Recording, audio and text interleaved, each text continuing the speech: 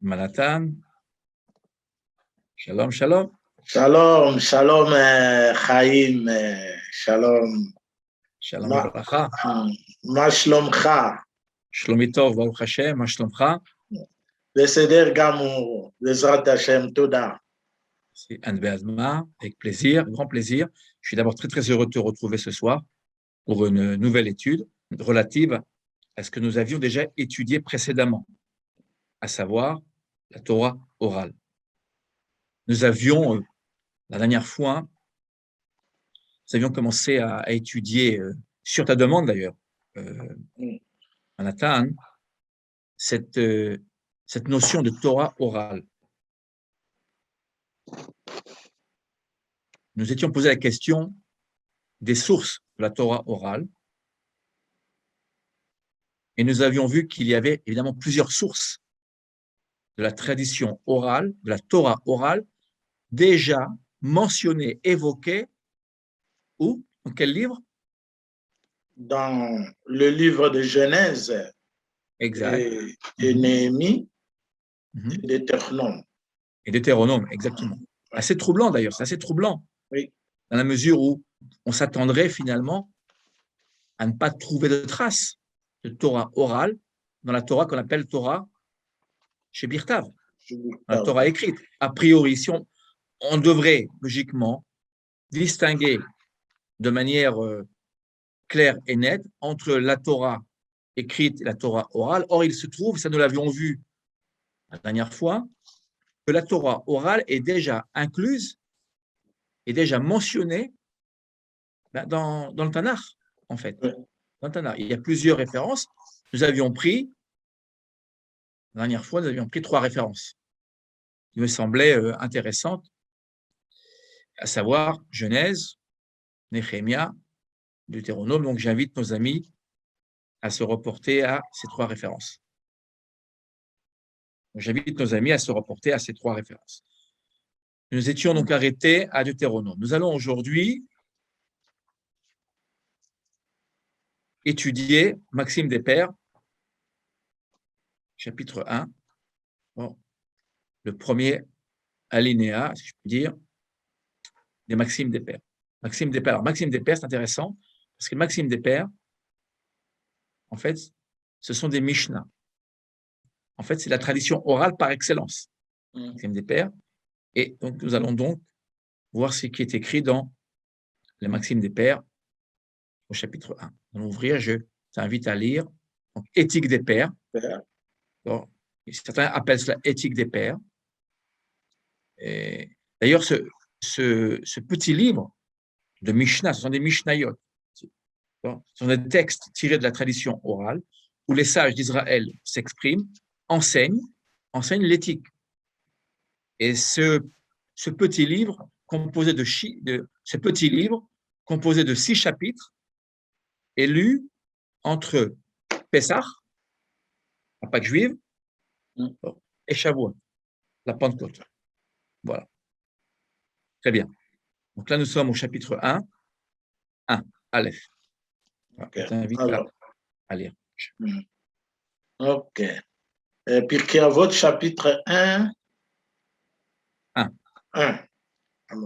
Moshe kibel Torah mi Sinai ou me Sarah li Oshua vi Oshua li zkenim ou zkenim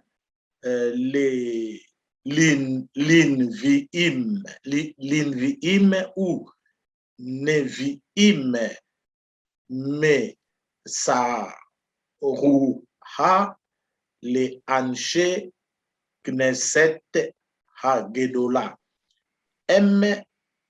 ameru shelosha devarim et vous netunim badin ve ha almidu talmidim arbe va asu seyag la Torah.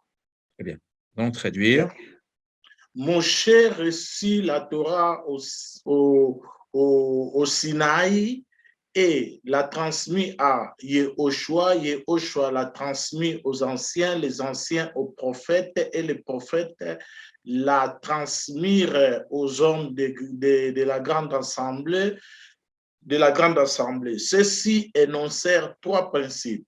Soyez circonspects dans le jugement, formez de nombreux disciples, des élèves, des étudiants et établissez une clôture autour de la Torah. Très bien. Alors, nous avons tout lu par respect, d'accord, du texte. En règle générale, on n'a pas le droit, quand on lit un texte comme celui-là, de le couper. Alors, pourquoi je dis cela? Parce que ce texte-là est à diviser en deux parties. J'explique. Ce texte-là commence ici. Ce que je viens d'encadrer correspond à la première partie. Et c'est ce qui nous intéresse ce soir, aujourd'hui. Bon. Et la seconde partie, qui commence vers Emamrou, d'accord, ici, tout cela, bien évidemment, c'est la suite. C'est un commentaire, hein, c'est un commentaire important d'ailleurs. Aujourd'hui, on ne va pas s'y arrêter parce que ce n'est pas le but de notre étude. Nous arrêterons à la partie orange, qui est encadrée par la couleur orange. Très bien. Je vais tout de suite effacer le, voilà, le violet. Nous allons conserver le orange. Très bien. Que dit donc ce passage-là? Moïse reçut la Torah au Sinaï, etc. De quoi parlons-nous là? Nous parlons de la chaîne de transmission, comment la transmission a été faite. Exactement. D'accord. On n'entrera pas ce soir dans tous les détails. Qui étaient les anciens, qui étaient les hommes de cette grande assemblée. Ce serait trop long. Mais ce qui nous intéresse, c'est l'idée qui transparaît à travers le texte, à savoir, ici, cette fois-ci, on va entourer les mots importants. On a le verbe kibel, qui veut dire recevoir. Recevoir, absolument. Recevoir. Il l'a reçu. Pourquoi il l'a reçu, cette Torah au Mont Sinaï? Il ne l'a pas reçue pour la garder pour lui-même, Moïse. Il l'a reçu pour, et là, le texte est très clair, on va l'entourer pour, bien ici, pour la transmettre, en fait, à Josué. Le verbe de la transmission, ce verbe-là est extrêmement important dans la tradition d'Israël, et d'ailleurs même pour beaucoup de traditions d'ailleurs. Hein. Le verbe transmettre. Je l'écris ici, voilà, je l'écris en haut. Voilà la racine. Même, la mère, flèche, qui veut dire transmettre. Qui donnera d'ailleurs le mot Moussar. Alors, moussar, c'est très bien, exact. Okay. Très bien. Il y a le mot moussar, c'est très bien, qui veut dire, qui renvoie à l'éthique. Excellent. D'accord? Cela, je l'explique dans mon premier livre, justement. Dans mon premier livre, sur la pérennité, le secret de la pérennité d'Israël, j'ai une note très longue, justement, sur cette racine, qui renvoie au moussar, qui veut dire éthique. Absolument. Mais cette éthique, en fait, s'inscrit dans une transmission. Or, le mot massoret, je vais cette fois-ci, voilà, on va continuer le mot. Voilà, je vais prendre la couleur orange. Voilà. Voilà ce que je fais. Ceci. Voilà. Voilà ce que j'écris. Voilà. Ma soret. Je veux dire, je vais effacer. Voilà. On efface les points. Voilà. Ma soret veut dire tradition. La tradition se fonde sur la transmission. Or, là, déjà, et c'est intéressant, ce texte-là, c'est un texte fondamental, les Pirkei Avot, l'éthique des pères, ou les maximes des pères, commence par quoi? Quel est le fondement justement, de la pérennité d'Israël. Réception. La réception et la transmission. Et la transmission, ok. Si Moïse avait reçu la Torah, qui est donc le trésor, parmi les trésors, s'il l'avait gardé pour lui-même, s'il en avait fait un objet de culte personnel, il serait resté dans les mains de Moïse, le prophète.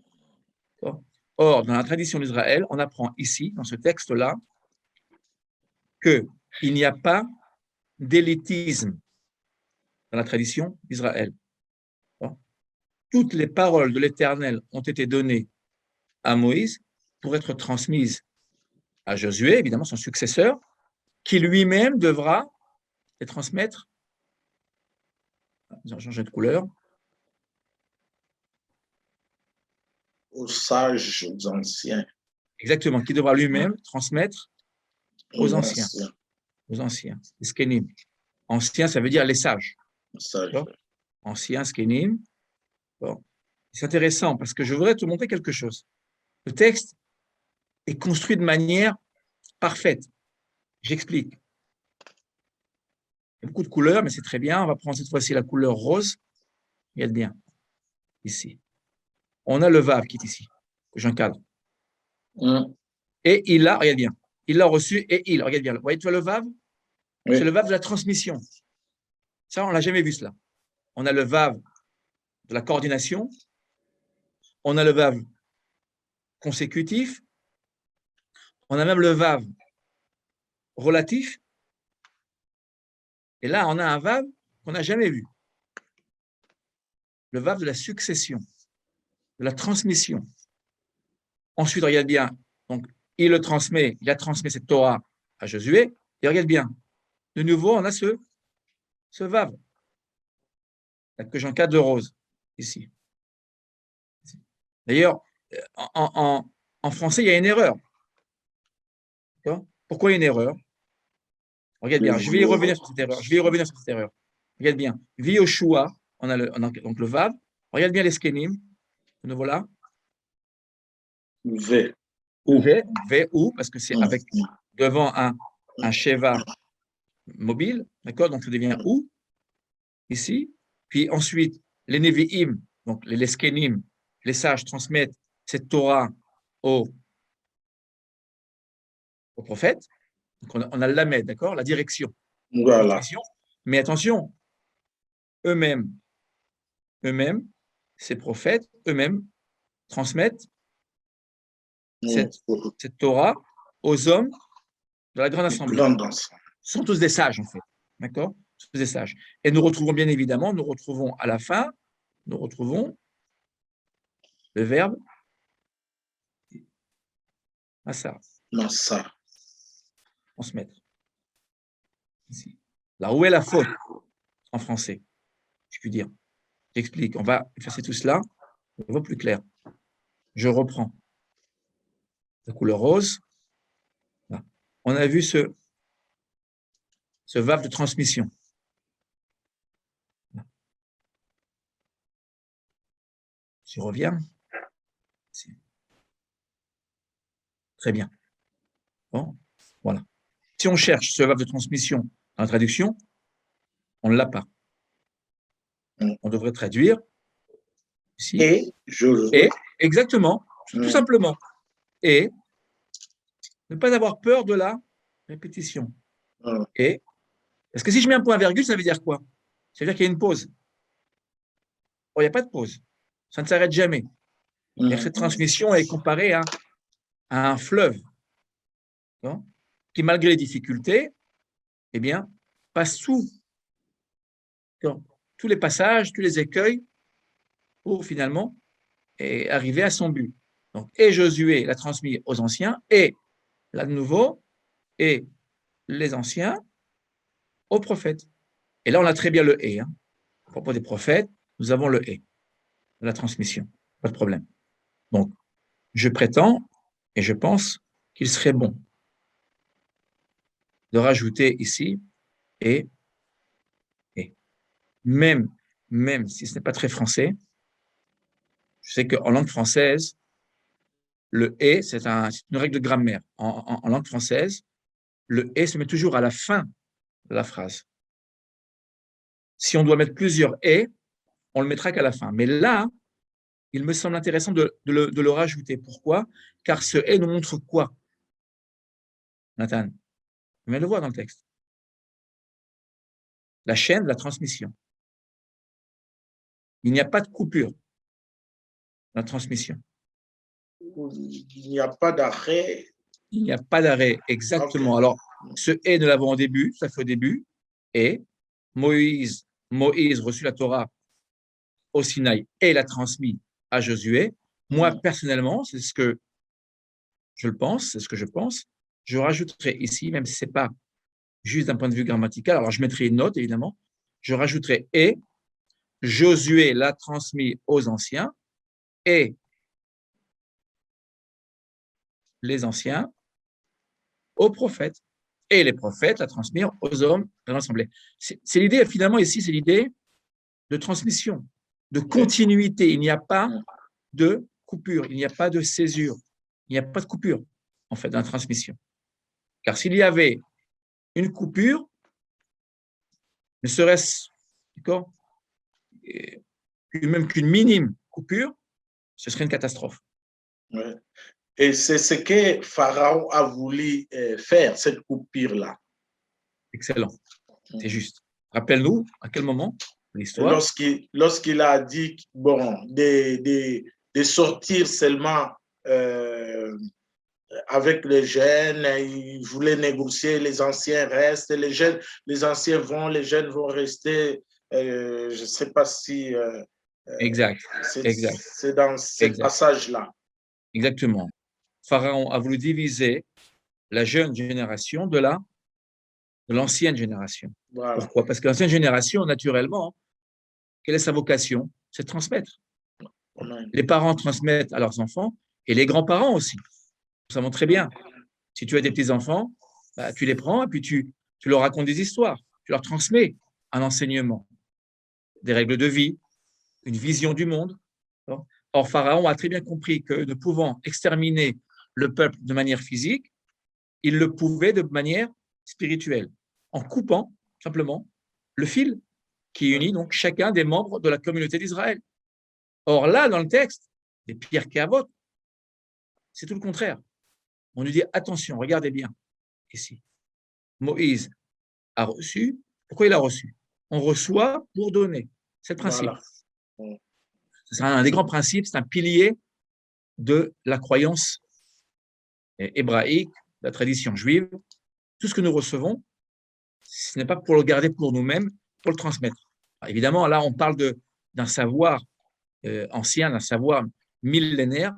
Je rappelle qu'Israël a 4000 ans d'histoire. L'essentiel de ce texte, c'est la transmission. Tout commence avec la transmission. Rien ne serait possible sans transmission.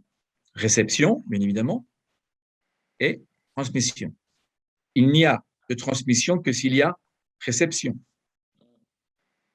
Dès lors qu'il n'y a plus de réception, il n'y a donc plus de transmission.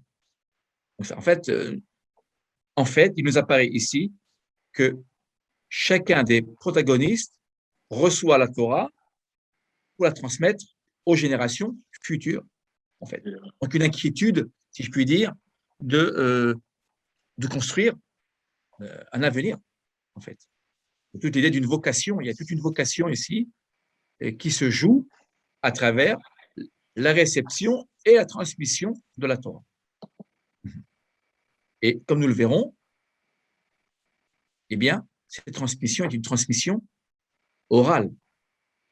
N'oublions pas que la Torah, dont il est question ici, le mot Torah qui apparaît ici, en général, on le comprend comment on le comprend? On comprend Torah chez Birtav. Oui. Je vais encadrer immédiatement le mot Torah. Quand on lit Torah, Moshe Kibel Torah. Moïse a reçu la Torah. Tout de suite, en règle générale, quand je pose la question, on me répond quoi? De quelle Torah s'agit-il? Bon, on voit qu'il reçut la Torah écrite. écrite. Oui, Torah chez Birtav. Or, on a appris lors de notre étude précédente, comme introduction, que cette Torah dont il est question là, en fait, c'est une double Torah. Qu'il n'en forme qu'une seule, en fait. Okay. Il n'y a pas de Torah. Tout se tient. Voilà. Mais il s'agit de la Torah chez Birtav et Torah chez Béalpé, la Torah orale. D'où la responsabilité. Hein. Et, tous ces grands personnages emblématiques ont sur leurs épaules une énorme responsabilité. Et c'est en fait la responsabilité de nous tous. Moi-même, en tant qu'enseignant, j'ai cette responsabilité de transmettre d'abord aux miens, de recevoir, d'apprendre. On apprend tout le temps. On est toujours des talmidim, on est toujours des étudiants. Donc, d'apprendre, de recevoir, de comprendre pour transmettre. Si je n'apprends pas, si je ne sais pas, je ne peux pas transmettre. Toi-même, tu apprends tout le temps. Je le vois très, très bien dans ton travail. Tu apprends tout le temps pour pouvoir transmettre. Toi, en tant que pasteur, ton travail, c'est avant tout un travail de transmission. Torah. Donc, quand on lira Torah ici, je dis bien Torah chez Birtav, ça nous le savons, et je rajoute Torah chez Béalpé. Car Moïse a tout reçu, d'après la tradition, sur la tradition classique d'Israël, Moïse a tout reçu au mont Sinaï. Aussi bien ce que nous voyons, ce que nous savons, ce qui a été donc inscrit, et ce qui ne l'est pas. Donc Moïse avait une mémoire phénoménale, et donc il a donc tout transmis au peuple d'Israël, et surtout à Josué. Il ne fallait absolument pas que ce savoir, cette connaissance, cette éthique, et aussi, perdre, surtout pas. Et je rappelle que nous avons 4000 ans d'histoire, pas moins. 4000 ans si nous partons d'Abraham, patriarche Abraham. Tout de même, c'est énorme. Et Israël est porteur d'une mémoire phénoménale, d'une mémoire, riche sur le plan de l'éthique. Pas simplement religieuse, évidemment, qu'il y a des éléments religieux, mais une mémoire que nous devons inscrire, dans le domaine de l'éthique, particulièrement. Alors, c'est nous qui avons transmis l'humanité et l'amour du prochain, la justice, que les rois, si je prends l'exemple des rois, les rois ne sont pas au-dessus des lois. Il y a 3000 ans, 4000 ans de cela, les rois étaient au-dessus des lois. D'accord ? On montre très bien que dans la Torah, c'est une révolution, la Torah. La Torah nous explique que les rois ne sont pas au-dessus des lois. Si un roi a tué ou a volé, il sera condamné comme un des mortels. Voilà. Je reviens. Oui. Chaim, je voulais dire que quand tu parles de la Torah, ne fait qu'une seule Torah, on est là en face à une vision holistique comme un corps et l'esprit. Totalement. Certains diront même, et c'est intéressant ce que tu dis parce que tu parles de corps et d'esprit. Certains même iront jusqu'à dire que le corps, c'est la Torah chez Birtav, le texte que nous avons, que le monde entier lit, les traductions que nous connaissons, mais que l'esprit se trouve justement dans la Torah orale. Okay. Nous le verrons plus tard, je préparerai d'autres cours qui démontreront justement l'esprit du texte, ce que nous ne voyons pas à l'œil nu quand on lit le texte. Ça, nous le verrons à travers d'autres textes que j'amènerai plus tard. Une fois qu'on aura expliqué la composition du texte, cette idée, cette notion de transmission, alors j'amènerai des exemples vivants, d'accord, pour que nous puissions comprendre de quoi il s'agit, pour que nos amis qui reprendront ces cours comprennent de quoi il en retourne. Voilà. Donc ça, on y viendra. Cette idée de corps et d'esprit, donc, cette notion de vision holistique, qu'il n'y a pas en fait deux Torahs, en fait. On explique deux Torahs parce que c'est beaucoup plus simple pour nous. Mais en fait, si on y réfléchit bien, il s'agit donc d'une seule et même Torah. Tout à fait. C'est comme le corps. On ne parle pas de deux corps différents. Il y a le corps et l'âme qui ne font qu'un. Revenons à notre étude, Très bien. Nous venons donc d'étudier les premières paroles des Maximes des Pères qui nous parlent, en fait, de transmission. Ça, c'est vraiment, je crois, le pilier du judaïsme, de la tradition hébraïque, transmettre. Nous le verrons tout à l'heure, Manhattan, tu as très bien donné l'exemple de l'Égypte. L'Égypte, c'est quoi? C'est l'exemple de la transmission par excellence. Le soir du Seder, de Pessah, on s'assoit tous en famille, on raconte la sortie d'Égypte. On le raconte à nos enfants, qui eux-mêmes raconteront à leurs enfants, etc., etc. La composition de la Torah orale. Comment est composée cette Torah orale?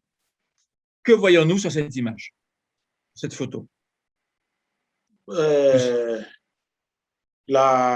Disons la tradition orale, ou bien très bien. Le Talmud. Exactement. Ouais. OK. Sur cette photo, nous sommes dans une synagogue ou probablement dans un Beth Midrash.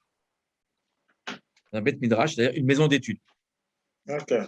Où on en étudie aussi bien la Bible, la tradition écrite, que la tradition orale.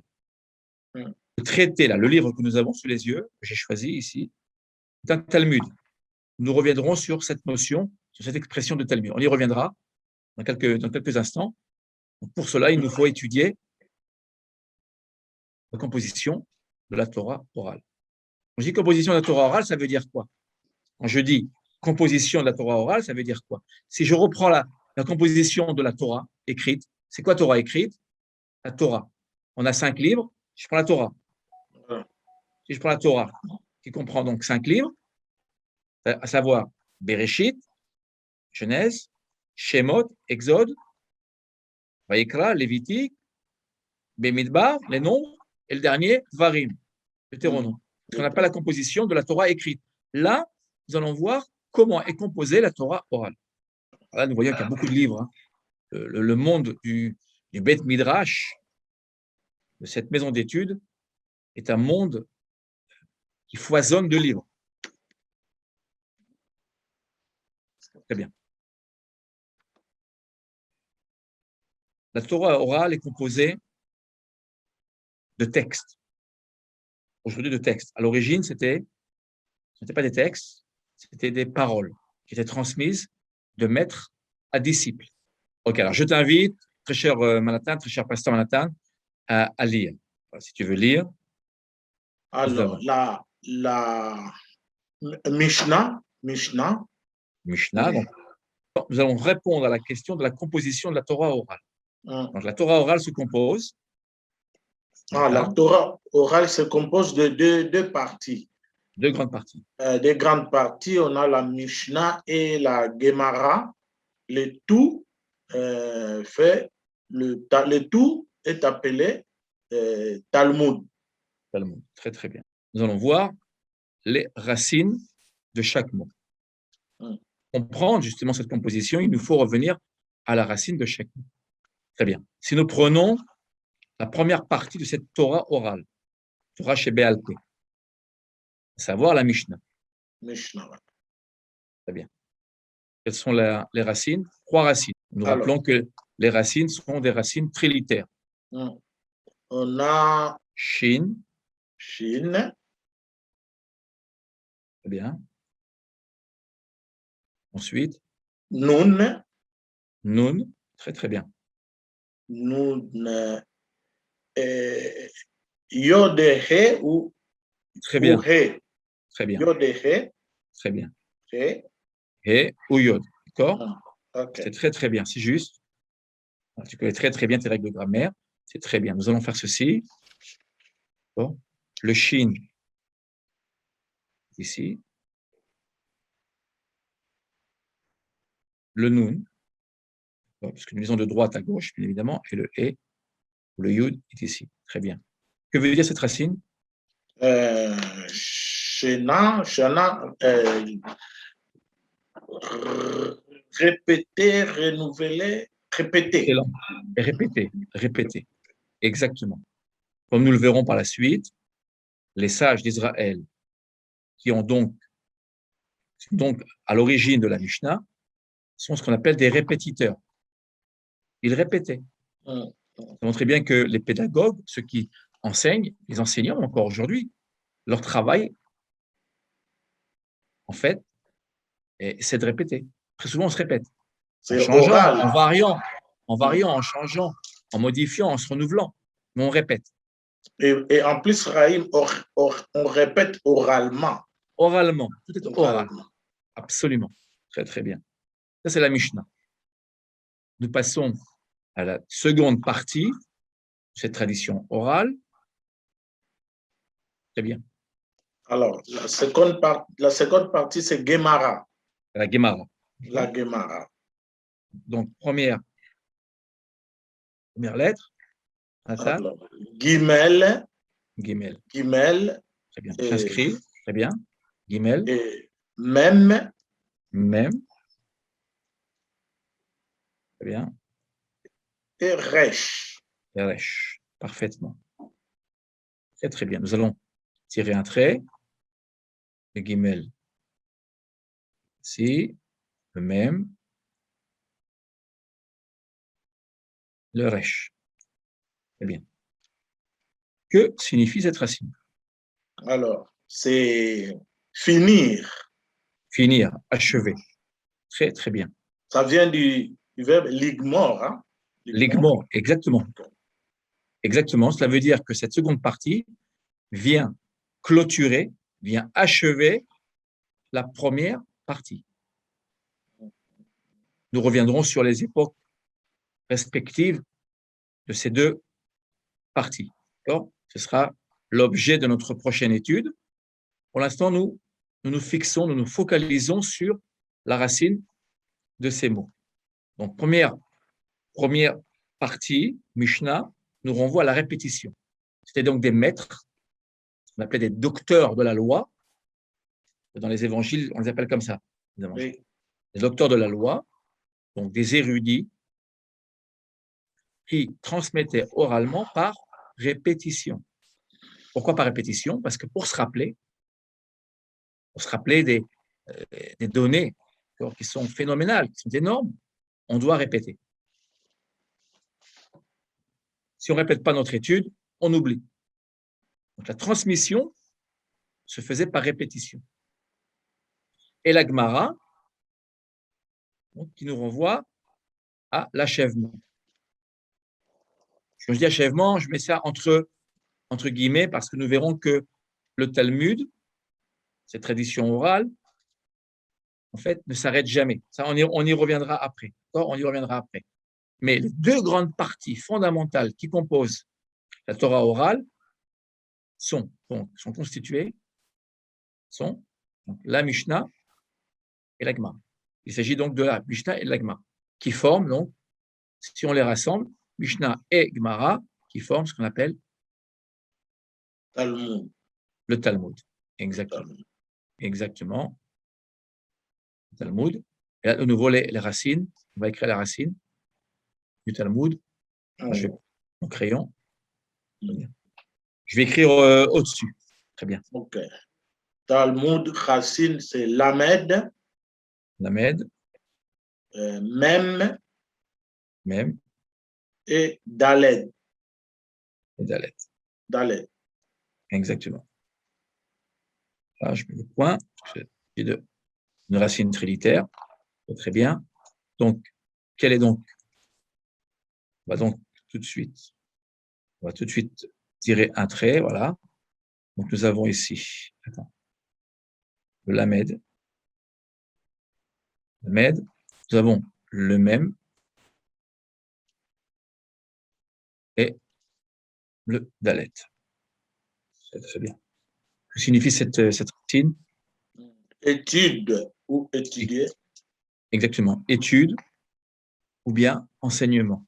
Bon, c'est intéressant parce que dans une même racine, on a deux notions. Oui. Une notion, c'est intéressant. Une notion donc d'étude personnelle. J'étudie. C'est quoi étudier? D'accord, c'est j'étudie. Ça veut dire que j'ai reçu. D'accord? Regarde bien. Si j'étudie, c'est que j'ai reçu. Josué, je le rappelle, était le disciple de Moïse. De Moshe. Il dormait, on dit qu'il dormait, c'est marqué même, avec Moïse, en même temps que Moïse. Ça veut dire quoi dormir? Ça veut dire qu'il était avec Moïse, qu'il étudiait la Torah avec Moïse. Donc il étudiait. Donc, étudier, ça veut dire recevoir. Je suis passif. Je suis passif et je reçois. Mais la même racine veut dire aussi enseigner. C'est quoi enseigner? Là, on devient actif. Ça veut dire qu'on transmet. Transmission. Transmission. Donc, une même racine contient donc deux notions. Une notion de réception et une notion de transmission. C'est intéressant. Une même racine. Là, on a le mot l'ilmod. Exact, tout à fait. L'ilmod qui veut dire enseigner. Hein? Non. Non, l'ilmod, c'est apprendre. Apprendre. Étudier. Okay. L'ilmod veut dire étudier. Par contre, OPL, oui. L'elamed veut dire enseigner. L'elamed, ok. Voilà. Je vais l'inscrire. Je vais l'inscrire puisque tu en parles. On va prendre. Non, je vais inscrire. Je vais l'inscrire à gauche. L'ilmod, c'est donc un pa'al. Pour ceux qui connaissent leur forme verbale, ce qu'on appelle les binyanim, le binyan, l'ilmod, et même en hébreu moderne d'ailleurs. L'ilmod, dire étudier, apprendre. Par contre, si nous changeons les voyelles, j'écris tout à fait en bas, les lamed, les lamed, les lamed, et attention au point là. Ici, là. Si je mets le point là, un point fort dans le même, il s'agit d'un PL, d'une forme intensive. Okay. Qui veut dire donc enseigner. La Mishnah. Quelle est sa composition? Je te laisse, Nathan, lire. Mishnah. Alors, la Mishnah est composée de 6 ordres. On appelle en hébreu Shishas Darim. Shishas Darim, ça veut dire 6 ordres. Ça, c'est l'abréviation. Hein. Voilà. On a ici les initiales en hébreu. Shisha, Darim. 6 ordres. Alors, on va les lire au fur et à mesure et expliquer. Le premier ordre, c'est Zeraim, semence. Semence. Très bien, semence. On peut traduire aussi par semence. D'ailleurs, certains, moi j'ai traduit ici par graine, mais certains traduisent par semence. C'est juste. Tout à fait. Et dans cet ordre-là, il sera question de prière, bénédiction et loi agricole.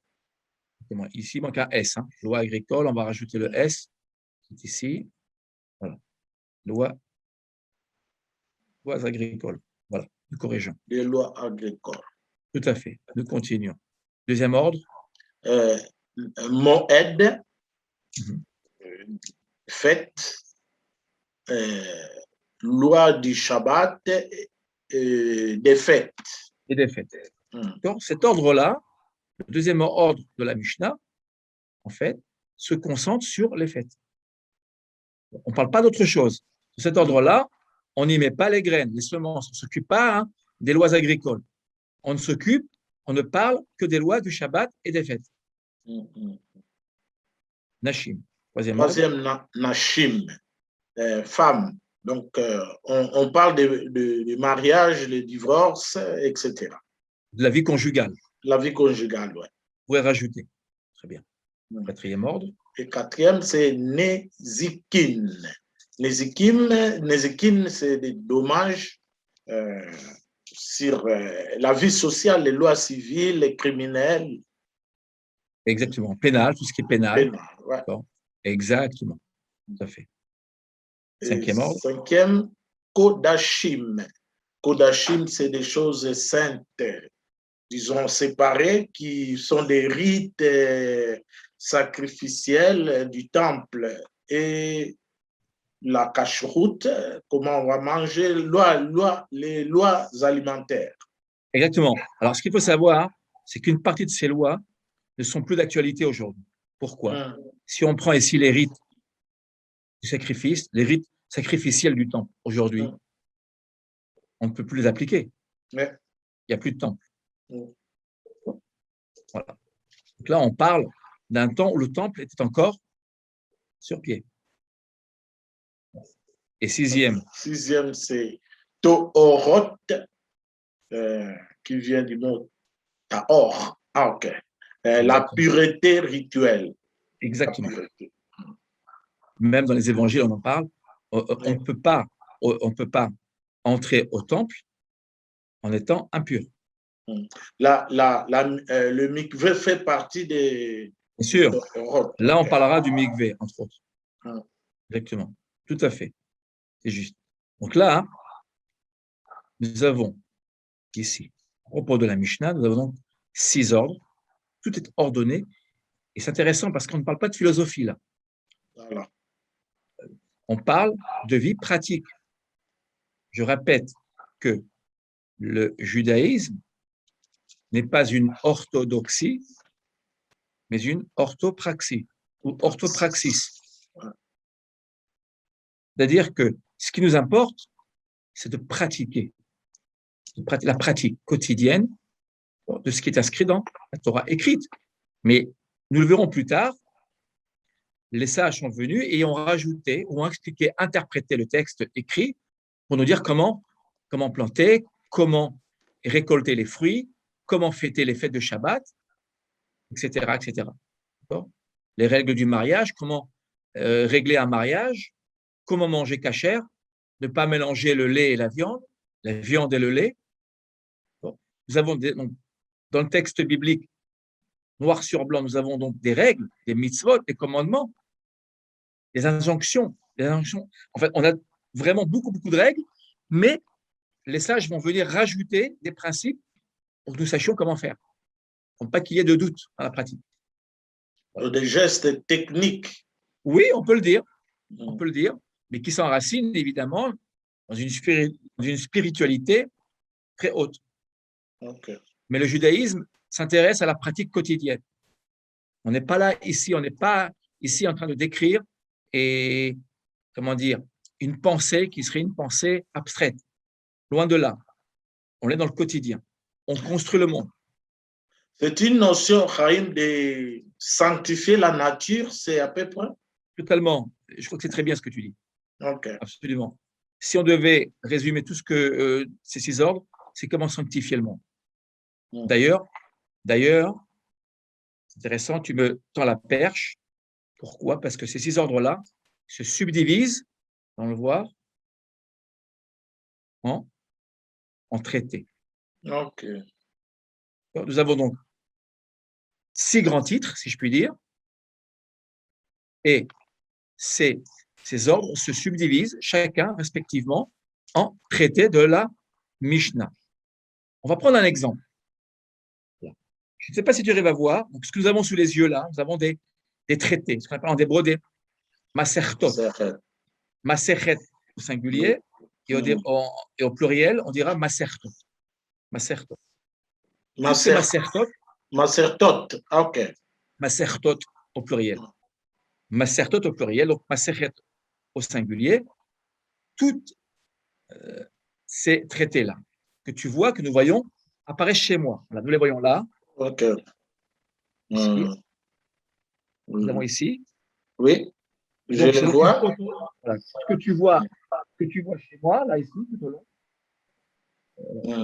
Dans ma bibliothèque, c'est ce que nous avons ici en photo devant nous. Maintenant. Commençons par la première, c'est Talmud Bavli. Alors voilà.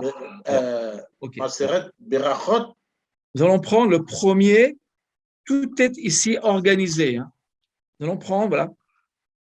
Et si tu vois ce que je fais, oui. J'encadre à l'extrême droite. Nous allons tirer une flèche. On prend une flèche. Le premier traité. Berachot. Tout commence par la bénédiction. D'ailleurs, regarde ce que je vais faire. En direct. Nous allons voir ensemble. Donc, voilà. Ici, je vais prendre. Ici. Prenons ici. Voilà. Ici, nous avons ici le premier. C'est le premier. Alors voilà. Tu le vois? Oui, très, très bien. Le premier Ah, traité, Berachot. Berachot. C'est le premier traité du premier ordre de la Mishnah. J'explique. On va revenir en arrière. J'efface. Je répète. Nous avons un ordre qui s'appelle Zraïm. On l'appellera semence ou graine. Dans cet ordre-là se trouve, entre autres, et pas seulement, on va le voir dans un instant, se trouve le premier traité qui s'appelle Berachot. Tout commence par la bénédiction. Comment sanctifier? C'est ce que tu disais, Jonathan, oui. Sanctifier le monde. Oui. Tout commence par une bénédiction.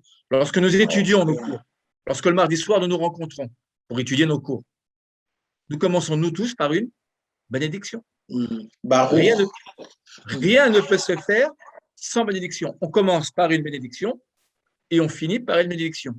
Lorsqu'on se dit shalom, nous nous rencontrons. Shalom est une bénédiction. Amen. Quand nous nous quittons, nous nous disons shalom. On ouvre et on ferme par une bénédiction. Là,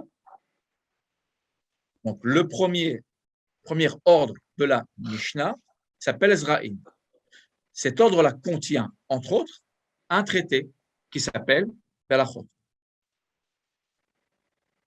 Et chaque ordre contiendra plusieurs traités. C'est la raison pour laquelle nous avons plusieurs traités. C'est énorme. C'est ce qu'on appellera la pensée juive, qui se formera en effet à Babylone. Il y a 2 Talmuds, Talmud de Babylone et Talmud de Jérusalem. Le plus grand et le plus significatif, c'est celui de Babylone. Énorme. Ce que nous allons faire, pour que nous comprenions mieux. On vient de voir qu'il y avait combien d'ordres? 6 ordres. 6 ordres. Les voici. 1, Zraïm, Moed.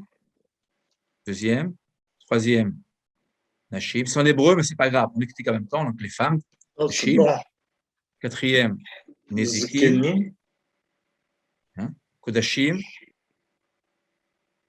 Choses saintes. Ici, et Torot, 6e ordre.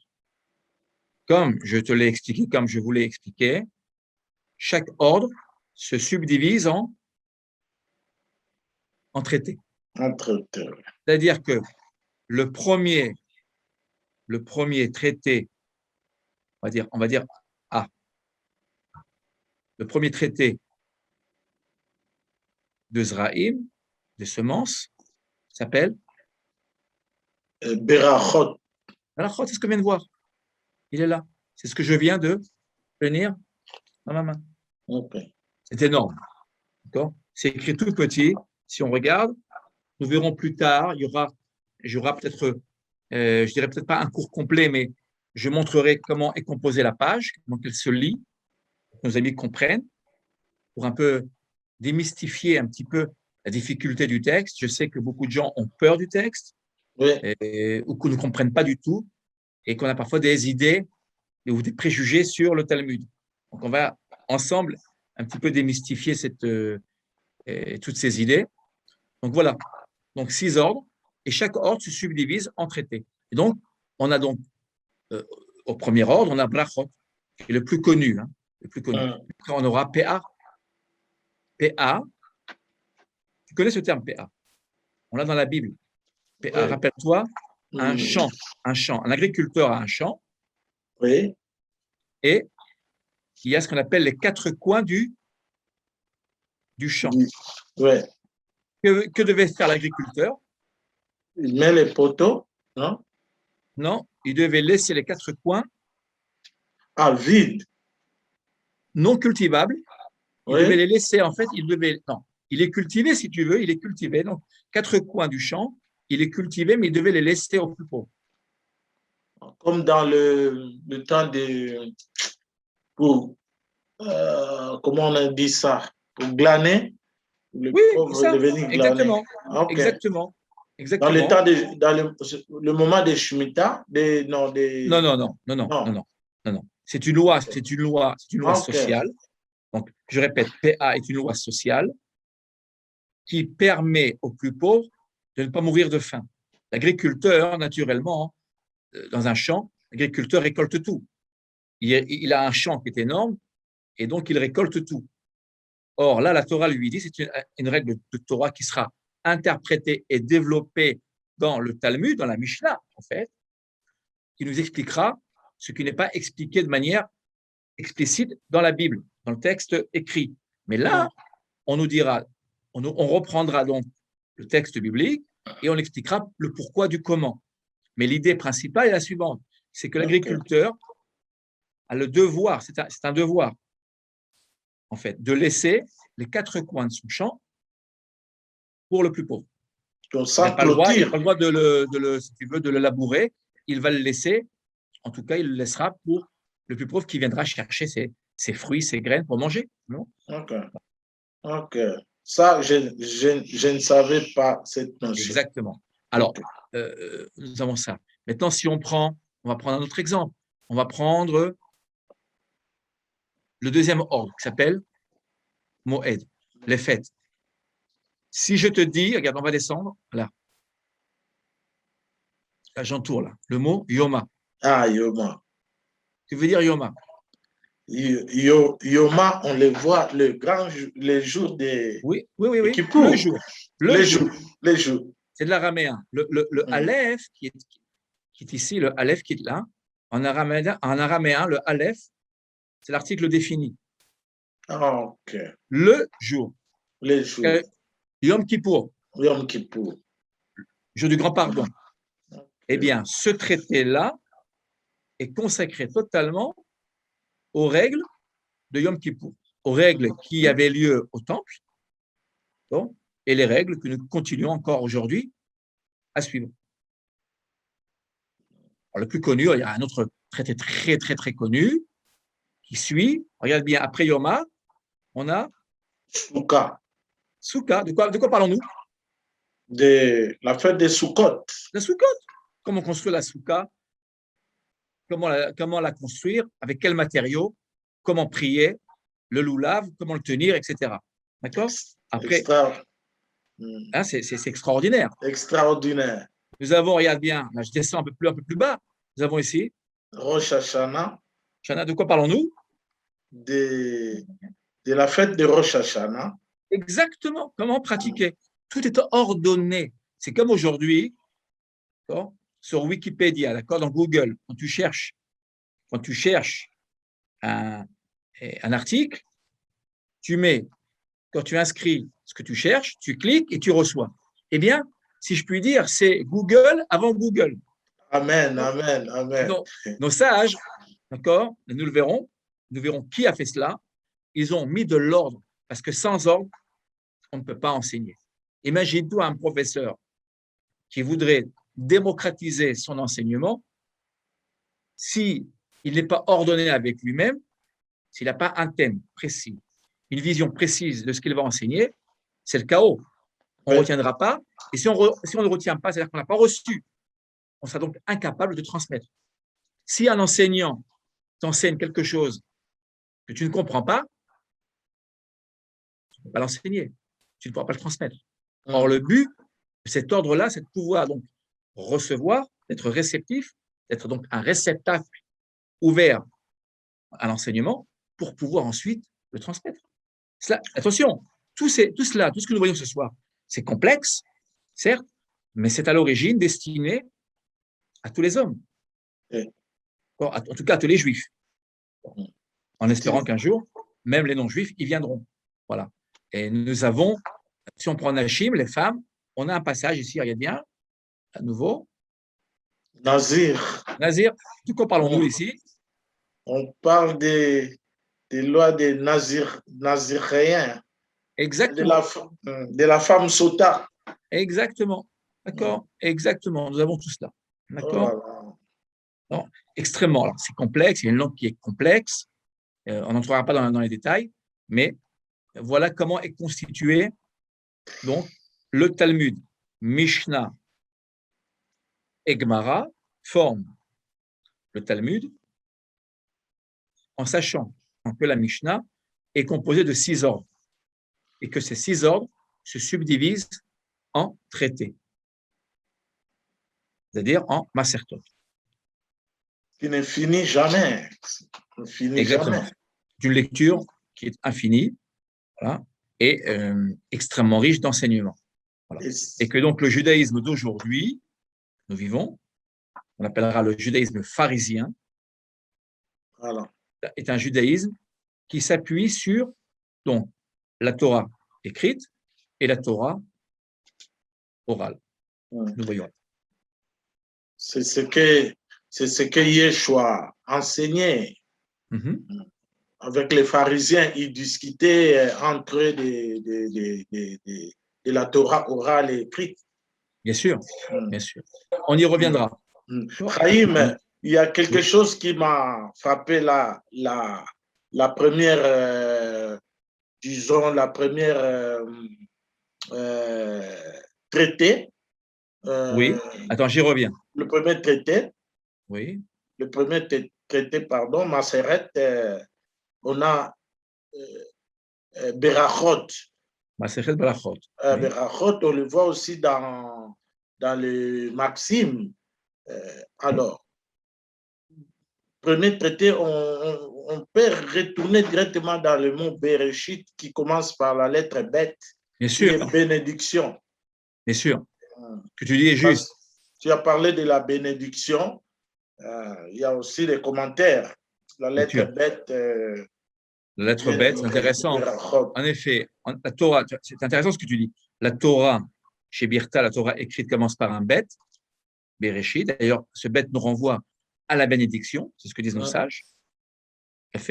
Et en effet, même la Torah chez Béalpé, la Torah orale, elle-même commence, on peut le dire, par la lettre bet et surtout par le terme Berachot, c'est-à-dire bénédiction. Tout commence dans le peuple juif par la bénédiction. Voilà. Toujours, toujours. Voilà. Exactement. Donc voilà, j'espère donc que ce cours permettra donc à nos amis à mieux comprendre la composition du Talmud.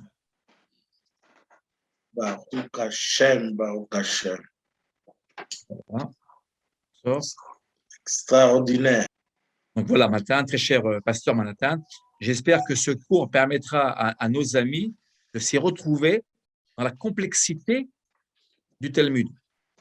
Alors, nous le verrons par la suite, nous continuerons à étudier les auteurs du Talmud, nous verrons qui ils sont, nous verrons l'époque de cette composition du Talmud, nous verrons comment est composée une page de Talmud, et à la fin de notre étude, et nous verrons quelques textes du Talmud, et en tout cas, quelques enseignements du Talmud par rapport à notre vie pratique. Nous ne ferons pas de philosophie, nous parlons de vie pratique. Qu'est-ce que le Talmud a pu apporte même au présent à Israël? Voilà. Comment nous vivons notre judaïsme au quotidien grâce au Talmud. Parfois, on pratique du Talmud sans le savoir. On fait du Talmud, on pratique du Talmud sans le savoir. Voilà. Donc, si tu as une question, une remarque, avec grand plaisir. Donc, ce qui est extraordinaire, Chaim, ce que tu viens d'expliquer à partir de la Torah que Moshe a reçue, on voit que Hachem a donné d'abord officieusement cette Torah, ces deux la Torah orale et écrite à Avram, puis officiellement à Moshe Rabbeinu dans les monts Sinaï. Exact. Quelque chose qui était caché dans Avram, et puis on le voit apparaître visiblement. Non, parce que c'est ce que tu disais tout à l'heure, et nous sommes appelés à devenir un peuple saint, séparé, et Goy Kadosh, et même les Chet Kohanim, un royaume de de Kohanim. Des de serviteurs. Je n'aime pas trop prêtre, on peut dire prêtre si tu le veux, pour simplifier. Et donc l'ensemble d'Israël. Mais comment le devenir? À travers une pratique commune. Amen. Cette pratique n'est pas destinée à être pratiquée. Cette pratique n'est pas en fait le privilège d'une élite. Pas du tout. Nous devons tous pratiquer en fonction d'un cadre défini. Alors, évidemment, il n'y a pas de dogme, encore une fois, il y a beaucoup d'ouverture, mais il faut qu'il y ait un cadre, sinon ce serait l'anarchie. Voilà. Et donc là, on parle justement donc, non pas d'une religion, je reviens dessus, mais à une pratique quotidienne. Comment pratiquer en fait la parole de l'Éternel? Et ça, c'est le Talmud. Comment nous le pratiquons? Alors dans le Talmud, il y a des histoires, il y a évidemment de la philosophie, dans le Talmud aussi, il y en a. Nous, on se fixera, on se focalisera sur la pratique quotidienne. Je pense que c'est ce qui nous intéressera le plus. Je montrerai comment, à partir, ça on le fera bien après, dans 2-3 cours à peu près, nous verrons comment, à partir d'un texte biblique, les sages ont finalement déduit une règle pratique. On a un texte biblique écrit noir sur blanc, et ensuite les sages, ou un sage, ou des sages viennent, lisent le texte, l'interprètent et nous disent comment vivre ce texte dans le quotidien. Ça, c'est la Torah chez Béal P. Voilà. Qui est très peu connue dans le monde chrétien, en fait. Donc, nous essaierons ensemble de simplifier un peu des notions complexes. Et tout ça, Chaim, en ordre. Hein? On parle de l'ordre des chichas d'arrive. Donc, tout doit se pratiquer en ordre. Exactement. Baruch Hashem, Chaim. Baruch Hashem. Je voudrais vous bénir, d'abord te bénir tous nos amis. Yaratzon chez Hashem, Iten Lachem, Korach ve Atzlacha. Puisse l'Éternel vous donner toutes les forces, toute la force pour réaliser donc, tes rêves, vos rêves, et beaucoup de succès. La force n'est pas suffisante, il faut aussi avoir l'esprit qui descend pour l'inspiration pour pouvoir réussir tous nos rêves et toutes nos initiatives. Amen. Amen. Amen. Amen. Amen. Merci beaucoup. Amen. Merci beaucoup. Et à très très vite pour une prochaine leçon, notre troisième leçon sur la tradition orale. Toda Rabba. Toda Rabba. Leitraot. Leitraot et Shabbat Shalom. Shabbat Shalom. Bracha ve'atzlacha. Betorot tovot. Besorot tovot. Amen, amen. Bracha ve'atzlacha. Bénédiction et succès à toi, à tous les tiens et à tous nos amis qui reprendront le cours. Amen, amen, amen.